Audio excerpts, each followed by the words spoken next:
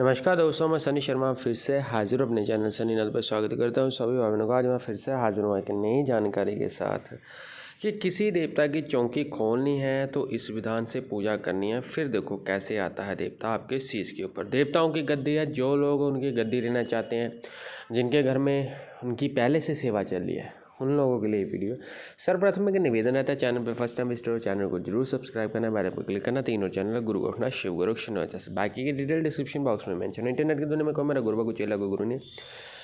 तो यहाँ पे जितना भी ज्ञान दिया जाता है, वो बोलते हैं जितने भी वीडियो बनाए जाते हैं अपने ज्ञान के आधार पर बनाए जाते हैं, तो पूर्ण रूप से अपने गुरु सानिध्य में या गुरु आज्ञा से ही या मेरी आज्ञा से इन मंत्रों का प्रयोग करना है। क्योंकि मेरे दर्द की क्रिया करने से पहले मेरे धुने पे आपने अरदास लगवानी अथवा अपने पूर्ण विधि पहले समझ लेनी है। दूसरी बात, जब गुरु नहीं है तो साधना के लिए कुछ नहीं हो सकता। और डायरेक्टली मेरे को कॉल मैसेज करके ये मत बोलना कि मेरे को मसान की साधना करनी है, जिन की साधना करनी है। जब गुरु ही नहीं है तो कोई साधना नहीं हो सकती, उसकी कोई अरदास नहीं लगती। अरदास लगती है जब आपने नेकी के राह पे चलना और आप सेवा में बैठ रहे हो। आपने जब देवता की कृपा लेनी है तो वहाँ पे आपने अरदास करना। बाकी ज़्यादा इन्फॉर्मेशन के लिए आप डिस्क्रिप्शन बॉक्स चेक कर सकते हो। और आप मेरे पेड ग्रुप में ऐड हो सकते, पर मंथ फीस 1150 है। उसके अलावा किसी को कि अगर कुछ भी लगा आपको लगता है कि आपको दिक्कत है, तकलीफ़ है, यहाँ पे मेडिकल यानी कि ट्रीटमेंट काम नहीं करता या मेडिकल डोज यहाँ पे काम नहीं करते, वहाँ पे आप और जो कुछ संकेत बताए हुए वीडियो बनने हैं वो संकेत अगर आपके ऊपर है तो आप मेरे से कार्य करवा सकते हो। जो उपाय फ्री वाला फ्री बताया जाएगा, जहाँ जो खर्चा वो आपका ही रहता है। पूर्ण रूप से गुरु सानिध्य और गुरु आज्ञा से ही करना। मेरा काम सिर्फ प्रचार करना। और मैं जो भी वीडियो बनाता हूँ मैं आपको बता दूँ, किसी के मन को ठेस पहुंचाना था अथवा किसी धर्म को अपमानित करने के लिए नहीं बनाता। मेरा काम सिर्फ ज्ञान देना। तो आपने भी इन वीडियो को ज्ञान के पर्पज से ही देखना है।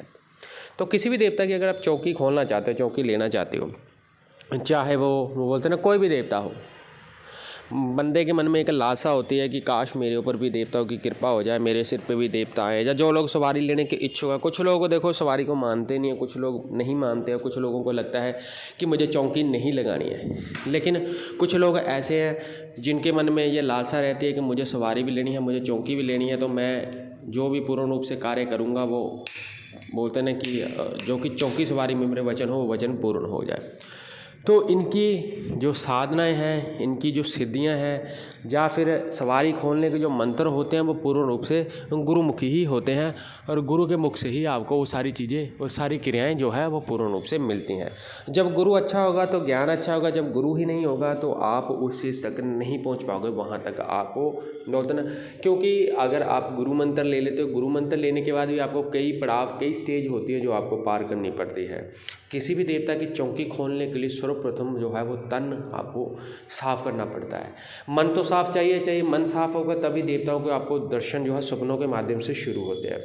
कुछ लोग बोलते हैं कि देवता 3 वचनों में लिया जाता है या 3 वचन होते हैं, लेकिन जनरली ऐसा कोई वचन होता ही नहीं है दुनिया में। देवता कोई 3 वचन नहीं देता, कोई भी चीज़ के साथ 3 वचन नहीं होते हैं। मैं आपको बता दूं, जब आपकी इबादत बोल सकते हैं, जब आपकी भक्ति बोल सकते हैं, आपका कर्म बोल सकते हैं, जब आपका कर्म तगड़ा है, देवता ऑटोमेटिकली आपको ये चीज़ बोल देता है कि तू जहाँ भी बुलाएगा मैं तेरे साथ हाजिर नाजिर या तेरे साथ मैं खड़ा रहूँगा। जब ये चीज़ देवता बोल देता है आपको, तो पूर्ण रूप से देव कृपा आपके ऊपर हो जाती है। फिर वो आपके कहे अनुसार काम करता है।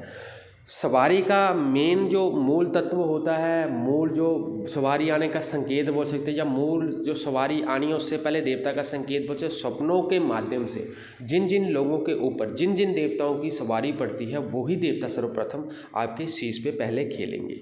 चाहे वो माँ काली कलकत्ते वाली हो, चाहे वो पितर देवता हो, चाहे वो सबल सिंह हो, या केसरमल हो, गोगा जारपीर महाराज हो, या गुरु गोरक्षनाथ महाराज हो, चाहे वो कोई भी हो, चाहे किसी देवता का गण हो, वही सर्वप्रथम पहले आएगा। एज पर जिन लोगों के घर में पहले से ही सेवा चले, जिन लोगों के घर में पहले से गद्दी लगती है, उनके ऊपर वही देवता आता है जिनकी घर में पहले से ही मान्यता है। पीढ़ी दर पीढ़ी ये ज्ञान आगे बढ़ता है जब कोई सेवा करता है। सवारी खोलनी और सवारी के वचन पूर्ण करने के लिए आपको तन मन शुद्ध करना पड़ेगा। यानी कि देवता जब चौकी में आता है तो चौकी छोड़ने से पहले और चौकी लेने से पहले गंगा स्नान करके ही आता है। तो गंगे माता से ही होके निकलता है वो, चाहे कोई भी देवता हो। यहाँ पे भूत प्रेत चंडालों की बात नहीं आ रही है। मसान की चौकी लगाते हो, मसाने की चौकी लगाते हो, उनका सिस्टम अलग है। यहाँ पे देवताओं की बात हो रही है, वो अलग तरीके से आते हैं या अलग तरीके से आते हैं। कोई भी देवता सर्वप्रथम जब चढ़ता है तो वो देवताओं को ही जयकारे लगाता है, जिसमें कि वो कोई भी तामसिक या तामसिक भोग अथवा तामसिक क्रिया या फिर बोल सकते हैं कि तामसिक देवताओं के जयकारे नहीं लगाता है। वो सिर्फ सर्वप्रथम अपने गुरु, अपने फ़करों, अपने फ़कीरों अथवा गद्दी नगरखेड़ा बादशाह होगा और या उसके अलावा जो उनके गुरु होते हैं उनके ही जयकारे लगाते हैं। चौकी अगर किसी देवता की खोलनी है तो इबादत आपको एक मंत्र से करनी पड़ेगी। अगर आप एक देवता के 20 प्रकार के मंत्र जपते हो तो भी सवारी चढ़नी असंभव हो जाएगी। गुरुमुख से ही मंत्र लेना है। उस मंत्र को वो बोलते हैं कि आपने कभी भी किसी को शो नहीं करना है। उस मंत्र की पूर्ण विधान से आपको पूर्ण नियमों की पालना करते हुए आपको उस मंत्र को जपना है, जिसमें आपका जप भी आएगा, तप भी आएगा, कठिन परिश्रम भी आएगा। उस परिश्रम के बाद ये देवता के ऊपर और आपकी भक्ताई और आपके कर्म के ऊपर डिपेंड करता है कि उसने आपके शीश पे अभी आना है कि नहीं आना है। ज़रूरी नहीं है कि 41 डेज़ आप लगा रहे हो और 41 डेज़ में ही आपके ऊपर कृपा हो जाए। हो सकता है कि आपको नेक्स्ट बार फिर चीला खींचना पड़े। 41 डेज़ आपको ऐसे 5 बार बैठना पड़े या 7 बार बैठना पड़े, 10 बार बैठना। जब आप अटूट विश्वास और जो आपका संकल्प है, जो जिसमें कि आप कठिन परीक्षा का सामना करते हुए देवता के पीछे पड़ जाओगे, तब जाके वो आपको पूर्ण रूप से अपनी गद्दी बख्शेगा। तब जाके वो वचन दे के जाएगा, जो कि स्वप्नों के माध्यम से ही होने हैं। कोई भी वचन ध्यान के माध्यम से या कानों में आवाज़ आने से या मन में आवाज़ आने से ऐसे नहीं होगा। पहले वो संकेत देगा आपको। सवारी जब उसने लेनी है तो वो स्वप्न में आपको बताएगा कि मैं चौकी ले रहा हूँ। वचन भी सुनाई देंगे आपको, क्या क्या वचन बोल रहा है, क्या जयकार है। और रियल में भी जब आप सुबह उठ के उसके भजन कीर्तन लगाते हो उसी देवता के, जब आप कोशिश करते हो तो झटका उसी प्रकार से आपको पड़ेगा और उसी प्रकार से आपको चौंकेगी। धीरे धीरे वो चौकी सक्रिय होगी, कच्ची से पक्की हो जाएगी। जब आपको प्रैक्टिस हो जाएगी और आपका जब और तब बढ़ता जाएगा, उसके साथ आपके वचन भी पूर्ण रूप से पूर्ण होने लगे, फिर आपको जो देवता है वो गद्दी बख्श देगा। सो होपफुली मेथड दी जाएगी स्पष्ट होगी। 4 चैनल गुरुनाथ, शिव गुरु, शनिनाथ, बाकी की डिटेल डिस्क्रिप्शन में चैनल से सब्सक्राइब शेयर